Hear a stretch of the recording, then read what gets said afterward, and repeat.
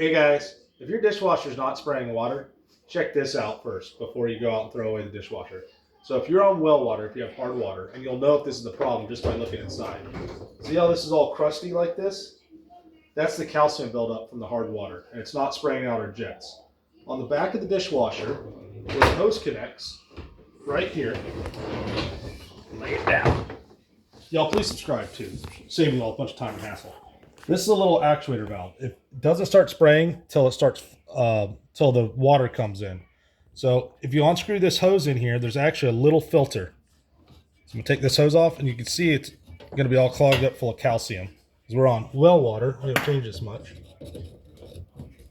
You see this right here? Oh, that's all clogged up. That's why your dishwasher's not working. That's calcium and lime buildup. There's actually a little filter that you can pull out with a pair of needle nose pliers. See if I can get it one-handed here.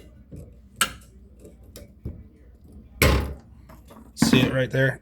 But that's the tip. I hope it helps. Please like and subscribe.